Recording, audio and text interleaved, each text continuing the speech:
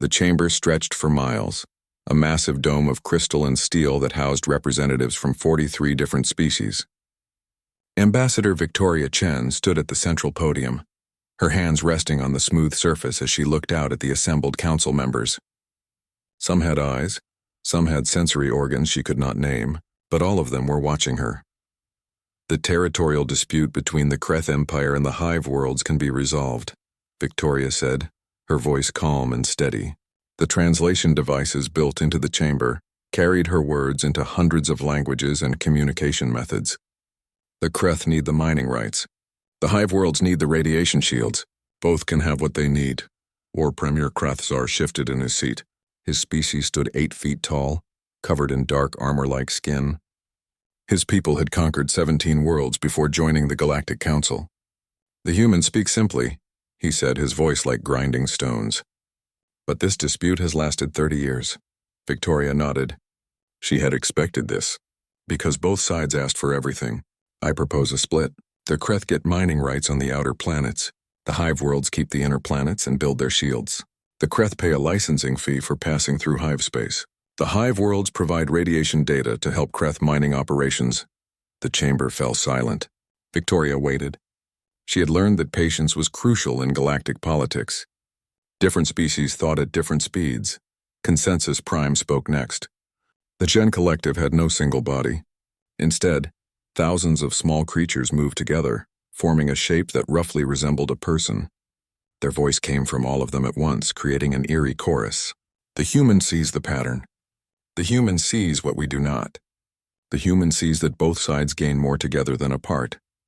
Acceptable, Krathzar said after a long moment. The Kreth Empire agrees to this proposal. The Hive World representative, a creature that looked like a floating jellyfish made of light, pulsed in agreement. Victoria let out a breath she had been holding.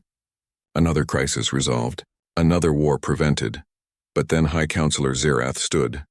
The Valorian was tall and thin, with skin that shimmered like pearls. His species had been part of the Galactic Council for over 3,000 years. They considered themselves the leaders of civilized space. Once again, the humans show their usefulness, Zerath said. His voice dripped with something that the translation devices struggled to convey. Contempt, perhaps, or dismissal. They are clever in their simple way. Like a pet that learns a trick. Victoria felt anger flash through her, but she kept her face neutral. She had dealt with Zerath for 5 years now. He never missed a chance to belittle humanity. The Valorians ruled the Council for centuries before humans arrived. Zerath continued. We managed quite well. These recent successes are merely luck. The humans stumbled into solutions that we would have found eventually. Eventually is not soon enough when species are dying, Victoria said quietly. The Kreth and the Hive worlds were 3 weeks from open war. Millions would have died. Zerath waved a long-fingered hand dismissively. Perhaps.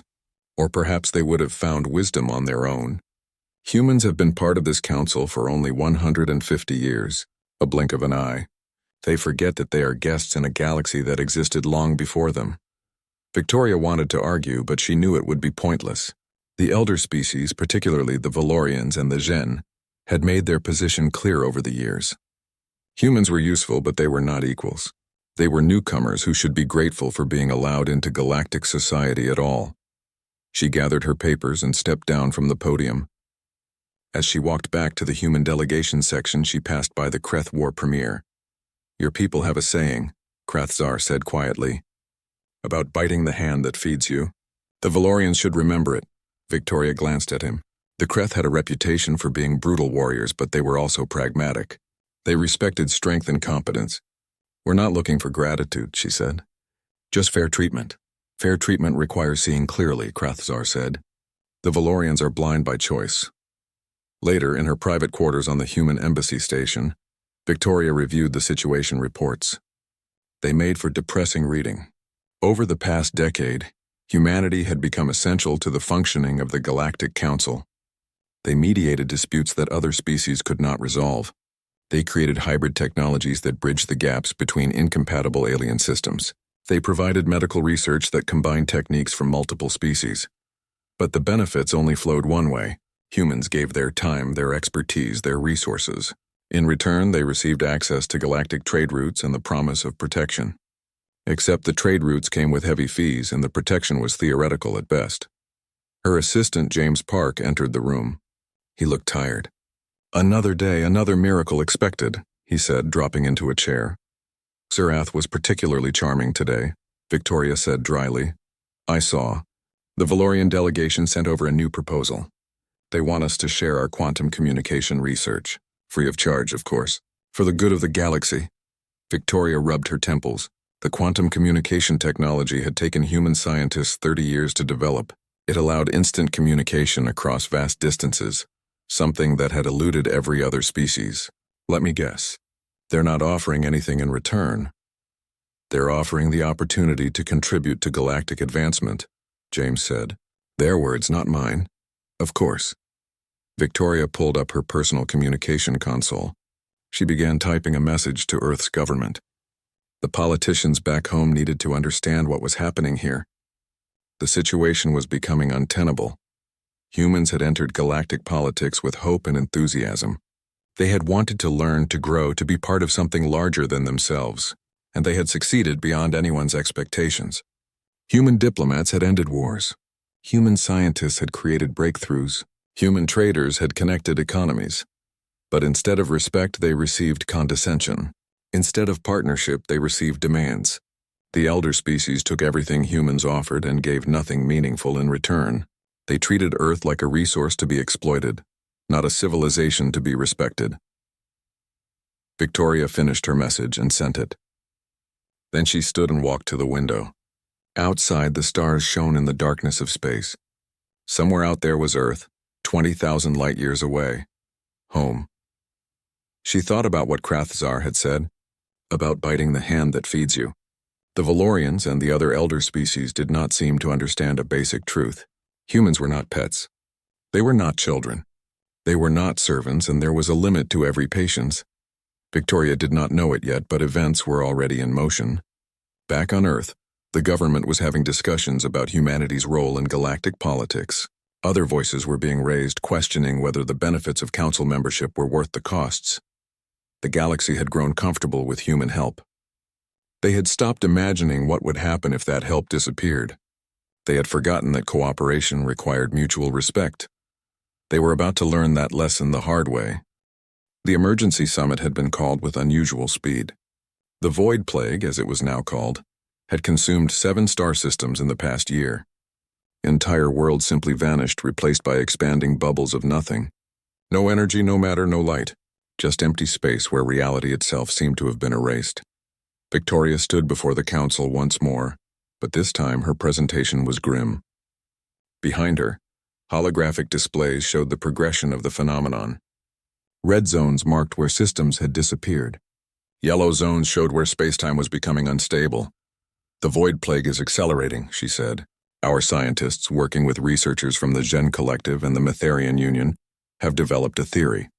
The phenomenon may be artificial, or it may be a natural disaster on a scale we have never seen. Either way, we need to act immediately." She gestured, and the display changed. It now showed a detailed research proposal. Humanity proposes a joint research initiative. We need to pool resources from all major species. We need to share data freely. We need to establish research stations at the edge of the affected zones. Most importantly, we need to open our borders to allow rapid movement of personnel and equipment. High Counselor Zerath leaned forward in his seat. "The humans always ask for open borders. How convenient that every solution they propose requires us to give them access to our territories." Victoria kept her voice level. "The Void Plague does not respect borders, Counselor. It will consume Valorian space just as easily as human space." "Nevertheless," Zerath said, "this council has functioned for millennia without human guidance. I propose we establish a research committee composed of the elder species. The humans may contribute their data naturally, but the actual research should be left to those with more experience." The Gen Collective's consensus prime shifted in their seat. "The Valorian speaks from pride, not wisdom. The humans have proven their scientific capability." "Have they?" Zerath's voice was sharp. "Or have they simply been lucky? Let us not forget that humanity has been a spacefaring species for barely 3 centuries. The Valorians have studied cosmic phenomena for 10,000 years. The debate raged for hours. Victoria presented evidence, charts, projections. She explained why the hybrid approach was necessary, why human adaptability and integration skills were crucial. But the elder species, led by Zerath, blocked every proposal. Finally, as the session drew to a close, Zerath stood to make a formal motion. This council votes to establish the Void Research Committee, composed of representatives from the Valorian Confederacy, the Gen Collective, the Kreth Empire, and the Metharian Union. Humanity will be granted observer status and will be expected to contribute all relevant research data and technology. Expected to contribute, Victoria repeated slowly. Not asked, expected. Indeed, Zerath said. Humanity should remember they are guests in this galaxy. The galaxy existed for eons before your species climbed down from your trees. Contribution is not negotiation. It is obligation. You are part of this council, and council members support council decisions. Victoria felt something cold settle in her chest. She looked around the chamber. Some species looked uncomfortable. The HFY War Premier Krathzar was staring at Zerath with an expression that might have been anger. But none of them spoke up. The vote was called. The motion passed 31-12. Humanity and several smaller species voted against it, but they were outnumbered. But that was not the end. 3 days later, Victoria was called to another session. This one was about trade agreements. The elder species had decided that the current arrangements were too favorable to humanity. They wanted to renegotiate. Human trade profits will be reduced by 40%, the Valorian trade minister announced. The fees for using council trade routes will increase by 25%, and human merchants will be required to pay a new licensing fee for each world they visit. This is insane, James Park whispered to Victoria. These changes would cripple our economy. Victoria stood. This council is asking humanity to give more and receive less. You want our research for free? You want our technologies without fair compensation. You want our diplomats to solve your problems while treating us like children. And now you want to cut our economic access as well? Zerath smiled. It was not a pleasant expression. If humanity finds council membership too burdensome, they are free to leave. But I suspect Earth understands the value of being part of civilized space. You would not last long without our protection. That was when Victoria made her decision. She had been patient for 5 years. She had endured insults and dismissals. She had watched humanity give and give and give, receiving only scraps in return. And she was done. I need to consult with my government, she said quietly. This session is adjourned. The next 72 hours were intense. Victoria spoke with Earth's president, with the Secretary of Galactic Affairs, with the Joint Chiefs, with the Science Council. The debates were heated. Some argued that humanity should stay, should try to work within the system. Others argued that the system was broken and always had been. In the end, the decision was made. It was unanimous. Victoria returned to the council chamber 1 week later. The room fell silent as she approached the podium. Every species was watching.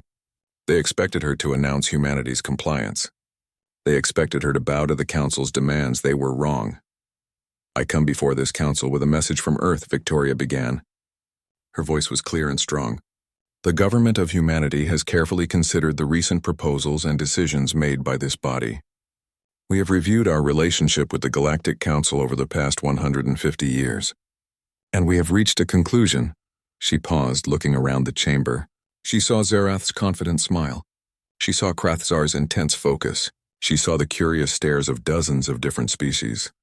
Effective immediately, humanity is withdrawing from all Galactic Council negotiations and activities. We are recalling all human diplomats, scientists, and trade representatives from Council space. We are closing our embassies and research stations. We are terminating all technology sharing agreements and joint research programs. The chamber erupted. Voices in 100 languages filled the air. Victoria spoke over them, her voice amplified by the chamber's systems. Furthermore, human space is now closed to council ships. Our borders are sealed. We will not accept diplomatic communications. We will not participate in council votes. We will not provide mediation services. We will not share our research. We will not contribute our technologies. We will not solve your problems. This is madness, Zerath shouted, rising to his feet. You cannot simply leave. We can, Victoria said simply.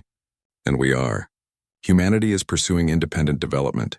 Do not contact us again. She turned and walked out of the chamber. Behind her, James Park and the rest of the human delegation followed. They did not look back. In the chamber, chaos reigned. Some species demanded action. Others called for calm. The Gen Collective tried to restore order, but through it all, one voice rose above the others.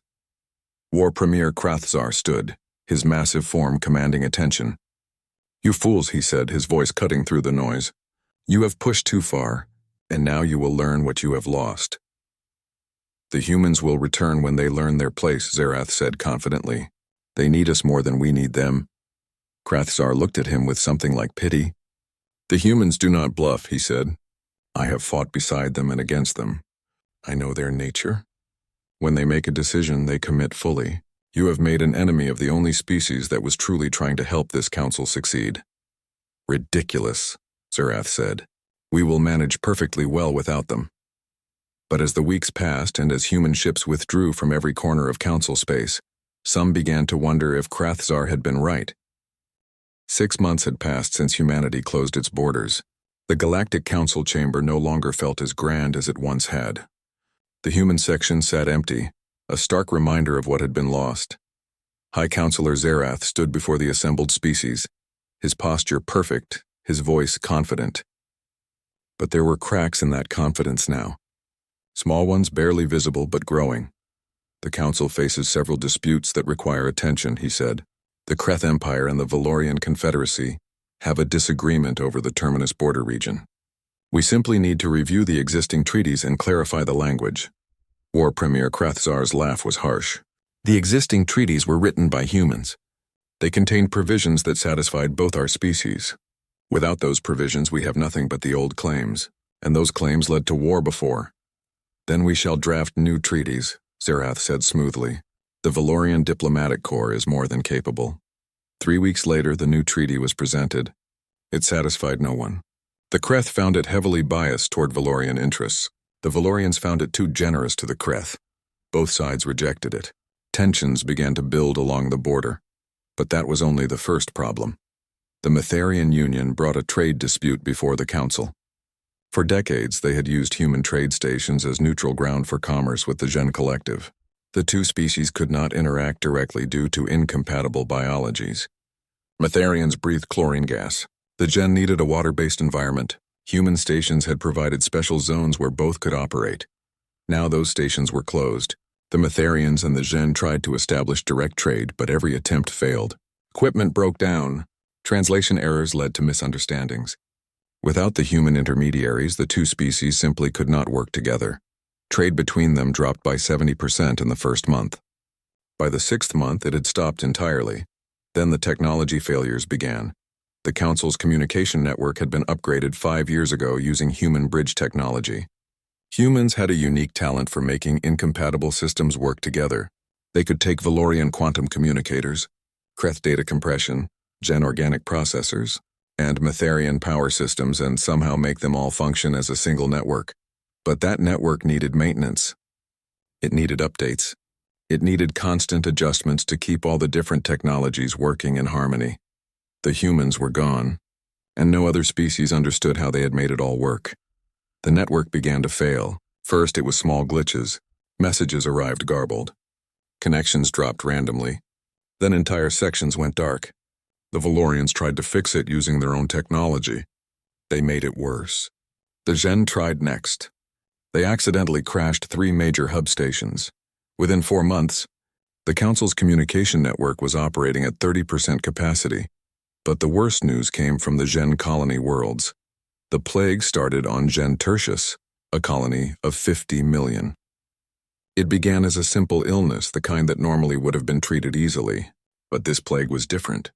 It attacked the Gen's unique collective nervous system. Individual Gen creatures began dying.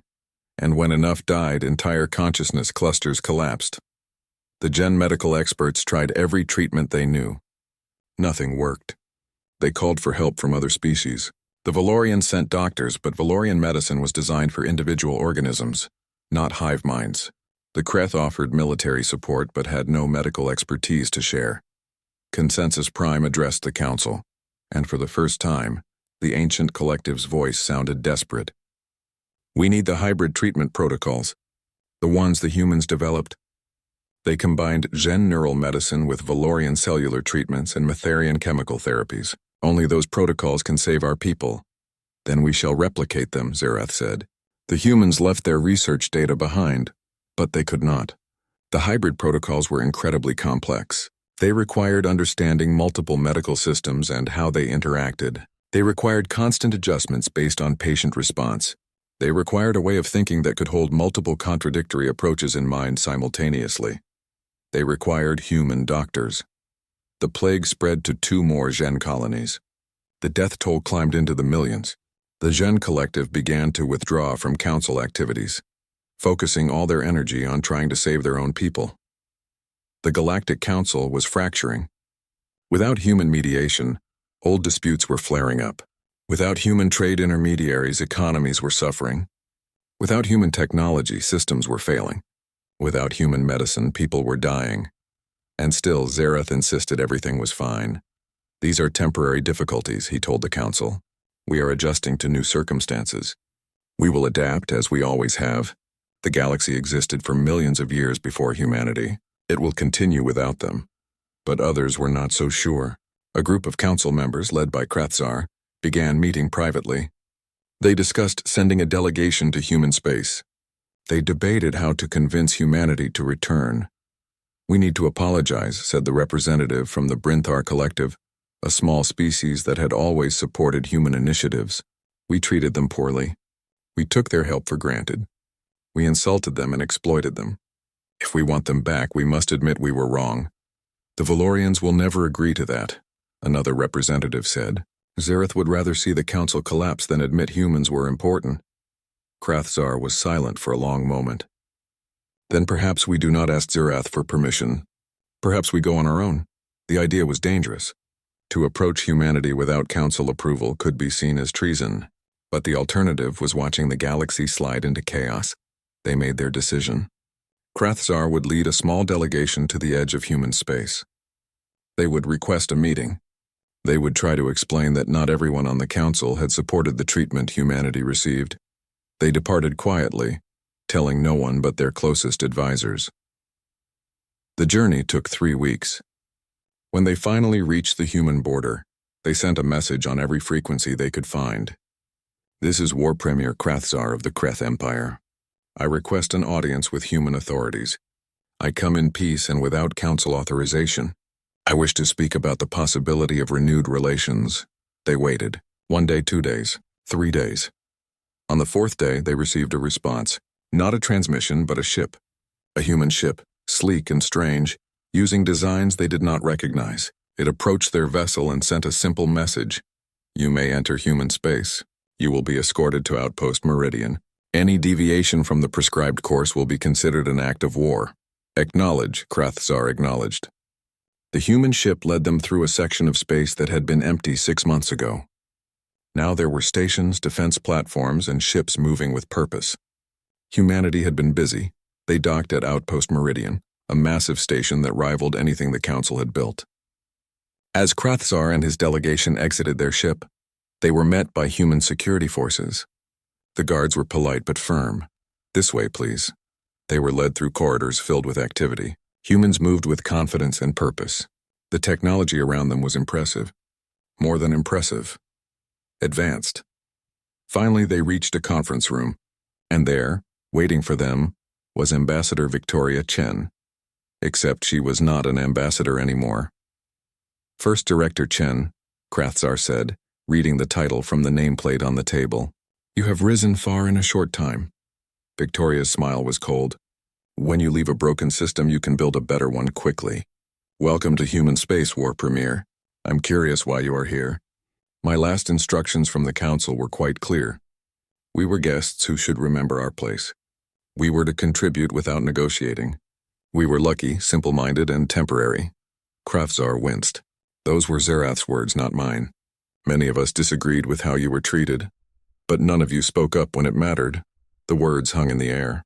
Krathzar had no response to that because it was true. He had thought Zerath was wrong. He had believed humanity was valuable, but he had not fought for them when the votes were called. You are right, he said finally. We failed you. I failed you. I come now to admit that failure and to ask for your help. The Council is falling apart. The Gen are dying. Wars are starting. We need you. Victoria stood and walked to a wall display. She touched a control and images appeared. Recordings of council sessions, of Zerath's insults, of votes that stripped away human rights and benefits, of demands for human technology without fair compensation. "You needed us," Victoria said quietly, past tense. "For years we tried to help. We offered our skills, our knowledge, our friendship, and we were used. We were dismissed. We were treated like servants, so we left. And now you come asking us to return and fix your problems." "Yes," Krathzar said. "There was no point in lying." "That is exactly what I am asking." Victoria turned to face him. "No." 18 months had passed since humanity withdrew from the Galactic Council. The situation had gone from bad to catastrophic. The Void Plague had accelerated beyond anyone's worst predictions. 12 more star systems had vanished, consumed by expanding bubbles of nothing. The research committee that Zerath had assembled had made no progress. They argued constantly, each species convinced their approach was correct, none willing to truly collaborate. Meanwhile, the war between the Kreth Empire and the Valorian Confederacy had erupted into full-scale conflict. The disputed border region was now a battlefield. Millions had died in the first wave of fighting. Billions more were at risk as the war expanded. High Counselor Zerath stood in what remained of the council chamber. Half the seats were empty now.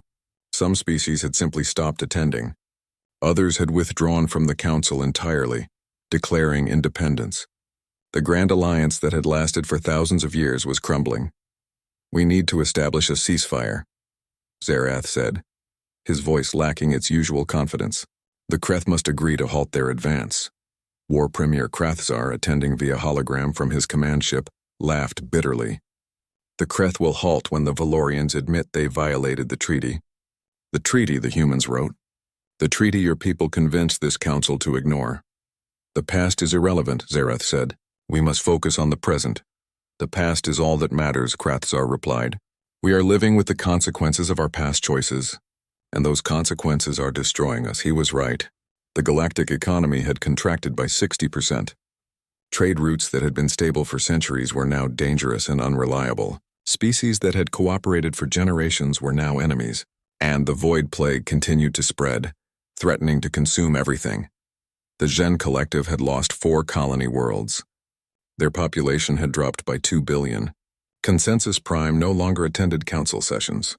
The ancient hive mind was fighting desperately to save what remained of their civilization. In desperation, a coalition of smaller species tried to mediate the various conflicts. They used human techniques, human approaches, human frameworks, but they lacked the skill and the neutral standing that humans had possessed. No one trusted them. Every attempt at negotiation failed. That was when Krathzar made his second journey to human space. This time he did not ask for permission from the council. He simply went, bringing with him a larger delegation representing 15 different species. Not the elder races, not the powers that had dismissed humanity, but the smaller species, the ones that had been ignored just as humans had been ignored. They were received at Outpost Meridian again, but this time they were taken deeper into human territory. They traveled to a system called Haven, where humanity had established its new capital. What they saw stunned them. In 18 months, humanity had transformed itself. The ships in orbit around Haven were unlike anything the Council possessed. They incorporated principles from every species humanity had ever worked with, but combined in ways no single species had imagined. Valorian quantum drives merged with Kreth armor plating, Gen organic computing integrated with Metharian power systems, and underlying it all, human innovation tying everything together. The station they docked at was enormous, easily 3 times the size of the Council's main headquarters. As they walked through its corridors, Krathzar saw species he recognized, but they were not Council species. They were outcasts, independents, the ones the Council had rejected or ignored. "We have been busy," Victoria Chen said when they met. She looked different now, more confident, more powerful. "When you spend your time solving other people's problems, you forget to work on your own." "We have been working on our own." "It is impressive," Krathzar admitted. "But the galaxy is dying, First Director. The Void Plague has claimed 12 systems. Our scientists believe it may be artificial, a weapon from an ancient war. But without cooperation, without shared research, we cannot stop it." Victoria nodded slowly. We have been studying the Void Plague as well. Our research suggests you are correct. It is a weapon, but not from a war. It is a containment system, designed to quarantine something dangerous, and the Council's attempts to study it have been triggering its expansion. You know how to stop it? We have theories. But testing those theories would require resources, cooperation, and access to the affected zones. Victoria paused. The same things I proposed 18 months ago, before your council rejected the plan and excluded us from the research. Krathzar closed his eyes briefly. We were fools. Yes, Victoria said simply. You were. She activated a display showing the council territories. Red zones marked where the Void Plague was active. Blue zones showed human space and the territories of the species that had allied with humanity. We have formed what we call the Free Alliance, Victoria explained. 27 species so far, including humanity. We operate on principles that the Council forgot. Mutual respect, fair trade, equal voice regardless of size or age. We share technology freely within the Alliance. We cooperate on research. We settle disputes through honest mediation. Everything the Council should have been, Krathzar said quietly. Everything we tried to make the Council become, Victoria corrected. But the elder species preferred tradition to progress. They preferred hierarchy to cooperation. And now they are paying the price. One of the other delegates, a small insectoid creature from a species Krathzar did not recognize, spoke up. The Free Alliance saved my people. When the Council rejected our application for membership, when we were being raided by pirates, humanity offered us protection. They asked for nothing in return except that we treat others fairly. The Council wanted tribute. Humanity wanted partners. Victoria gestured around the table. Most of these delegates represent species that the Council failed. Species that were too small, too weak, too poor, or too strange to matter to the elder races. We have built something better here. Something based on what people can offer, not on how long they have existed or how many worlds they control. I understand, Krathzar said, but will you let the galaxy die to prove your point? The Gen are dying. They were not your enemies. Billions of innocents are suffering because their leaders were arrogant. Is that justice? Victoria was quiet for a long moment. When she spoke, her voice was heavy. You think this is easy for us? We left because we had to, because staying meant accepting permanent status as second-class citizens. But we are human. We feel compassion. We feel responsibility. Every day I receive reports about the suffering in council space. Every day I wonder if we made the right choice, and then come back, Krathzar urged. Help us, save us, on your terms. Under your rules? With the council structure unchanged? Victoria shook her head. No. We will not return to a system that treated us as expendable, but... She let the word hang in the air. But we are not monsters. We are willing to discuss a new arrangement, not a return to the old council. Something new. Something built on principles that matter. Equality. Respect. Fair treatment for all species regardless of their age or power. Krathzar leaned forward. What are you proposing? Victoria pulled up a document. It was long and detailed. This is a draft treaty for a new organization. We call it the Galactic Federation. It incorporates the best elements of the old council, but removes the hierarchy. It guarantees rights for all member species. It establishes clear rules for technology sharing, trade, and dispute resolution. It includes reparations for species that were exploited under the old system. And it requires the elder species to give up their privileged positions, Krathzar observed. Reading through the document. Yes, Victoria said. If they want humanity's help, if they want the Free Alliance's resources and knowledge, they must agree to real change. Not symbolic change, not promises. Actual binding, permanent change. Krathzar studied the document carefully. It was fair, he had to admit. Perhaps fairer than the council had ever been. But it would require the Valorians, the Gen, and the other elder races to admit they had been wrong. It would require them to accept that their age and power did not give them the right to rule over others. Zarath will never accept this, he said. Then Zarath can watch the galaxy burn, Victoria replied. This is not a negotiation. This is the price for our help.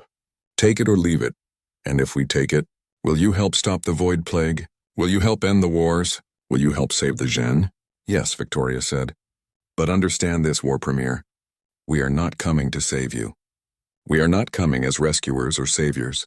We are coming as equals, and we expect to be treated as equals. If the Council agrees to this treaty, if they commit to real change, then we will work together to solve these problems. Together, not with us as servants and you as masters." Krathazar looked at the other delegates. They were all watching him, waiting. He thought about his empire, about the war that was killing his people. He thought about the Gen dying from the plague. He thought about the void consuming entire star systems. And he thought about Zerath's words spoken so long ago, about humans being guests who should remember their place.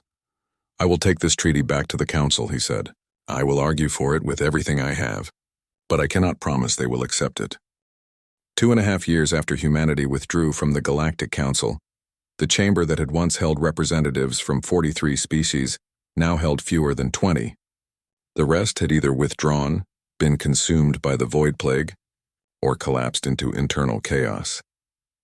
War Premier Krathazar stood at the center podium, holding a data tablet that contained the treaty humanity had offered. Around him, the remaining council members watched with varying degrees of hope and despair. High Counselor Zerath was notably absent. He had been removed from his position 3 weeks ago by his own people. The Valorian Confederacy had suffered catastrophic losses in the war with the Kreth. Their economy was in ruins. Their military was shattered. And their people had finally realized that Zerath's pride had cost them everything. The new Valorian representative was a younger counselor named Zerath. She looked tired and sad. "The humans offer us a path forward," Krathazar said, his voice carrying through the chamber. "But it requires us to admit truths that we have avoided for too long. We failed. We allowed arrogance and tradition to blind us to reality. We treated our greatest allies as servants, and when they left, we discovered how much we had depended on them." He activated the display, showing the treaty terms. "This is the price for their return. A complete restructuring of galactic governance, equal representation for all species, fair trade agreements, shared technology, binding commitments to mutual respect, and reparations for those we exploited." "Reparations," one of the elder species representatives said bitterly. "They want us to pay for the privilege of being saved." "No," Krathazar said sharply. "They want us to pay for our crimes. Because that is what they were. We used humanity. We took their knowledge, their skills, their time, and their resources. We gave them contempt in return. The reparations are not punishment. They are justice," Consensus Prime spoke next. The Gen Collective had been devastated by the plague, but they had survived. Barely. "The Gen support this treaty. We have learned at terrible cost that cooperation requires respect. We will pay any price to prevent further suffering." The debate raged for 3 days. Some species agreed immediately, grateful for any chance to end the chaos. Others resisted, clinging to the old ways even as their worlds burned. But slowly, steadily, the votes came in. On the 4th day, the treaty passed. Not unanimously. Several species voted against it or abstained, but it had the support it needed. Krathazar sent the acceptance to human space, and then they waited. Victoria Chen arrived 1 week later. She came with a fleet of ships, but they were not warships. They were medical vessels, research stations, cargo haulers, and construction platforms. She came prepared to help. The first session of the new Galactic Federation was held in a neutral location, a station built specifically for this purpose. It was designed with input from dozens of species, human and non-human alike. Every species had equal space. Every delegation had equal voice. Victoria stood before the assembly, but she was not alone. Representatives from all 27 Free Alliance species stood with her. Together they represented a new power block, one that could not be ignored or dismissed. "We are here to build something better," Victoria began, "not to punish or to gloat, but to create a system that works for everyone. The old council failed because it was built on hierarchy. The elder species ruled because they were older, not because they were wiser. Power was determined by age and military strength, not by merit or contribution." She gestured to the assembly. "This federation will be different. Every species, regardless of how long they have been spacefaring, has equal voice. Decisions will be made by consensus when possible, by fair vote when necessary. We will share technology freely, but with respect for intellectual property. We will trade fairly with agreements that benefit all parties. We will settle disputes through honest mediation, not through force." Zerath, the Valorian representative, stood. "The Valorians accept these terms. We have learned at great cost that age does not equal wisdom. We apologize to humanity and to all species we wronged through our arrogance. We commit to building a better future. Other species followed. One by one, they stood and accepted the new order. Even those who had been reluctant acknowledged that the alternative was annihilation. Then came the hard work. The void plague was the first priority. Victoria assembled a research team that included the best scientists from every species. Human researchers shared their theories freely. They explained that the void was indeed a containment system, designed to prevent something from escaping. The Council's attempts to study it by sending ships directly into the affected zones had been triggering the system's defense mechanisms, causing it to expand. The solution was elegant. Instead of fighting the void, they had to understand it. They had to communicate with the ancient system, convince it that the threat it was containing was long gone. It took 6 months of careful work, combining knowledge from dozens of species. But finally they succeeded. The void plague stopped spreading. Slowly, carefully, they began to reverse it. Systems that had been consumed were restored. It would take years to complete the process, but for the first time in years there was hope. Next came the wars. The conflict between the Kreth and the Valorians was the largest, but there were dozens of smaller conflicts that needed resolution. Human mediators worked alongside diplomats from other species. They used the techniques that had worked so well before, but now with the full support of the Federation, ceasefires were established. Treaties were negotiated, territories were divided fairly, and slowly the fighting stopped. The Gen received medical help. Human doctors worked with Gen healers and Valorian physicians. Together they refined the hybrid treatment protocols. The plague that had killed billions was brought under control. It would take decades for the Gen to fully recover, but they would survive. Trade routes were reopened. The Federation established new protocols for commerce, with humans once again serving as intermediaries where needed. But this time they were fairly compensated for their work. The economy began to recover. Technology sharing programs were established. Humans shared their bridge technologies and integration techniques. In return, they received advanced knowledge from species that had been studying science for thousands of years longer. Everyone benefited. The transformation took years. There were setbacks and challenges. Old prejudices did not disappear overnight. But slowly, steadily, the Federation grew stronger. 5 years after its founding, Victoria stood in the Federation Assembly Hall, looking out at representatives from over 60 species. The chamber was full again, but it felt different from the old council. There was genuine cooperation here, genuine respect. War Premier Hrothzar approached her after the session. He was older now, his armored skin showing signs of age. "I wanted to thank you," he said, "for not giving up on us. It would have been easier to let the council collapse entirely." Victoria smiled. "We thought about it, but that is not who we are. Humans believe in second chances. We believe people can change. Even when we were angry, even when we were hurt, we still hoped for something better. The galaxy is better now because you demanded more from us," Hrothzar said. "We were comfortable with our broken system. You forced us to see it for what it was."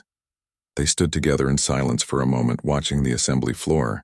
Representatives from species that had once been enemies were working together on a research proposal. The scene would have been impossible 5 years ago. "There is one more thing," Hrothzar said. "Zerath. He has requested a meeting with you." Victoria was surprised. "He is not in prison?" "No. The Valorians do not believe in imprisonment for political mistakes. He has been removed from power and lives quietly on his homeworld, but he has asked repeatedly to speak with you." Victoria considered it. Part of her wanted to refuse. Zerath had caused so much pain, so much suffering.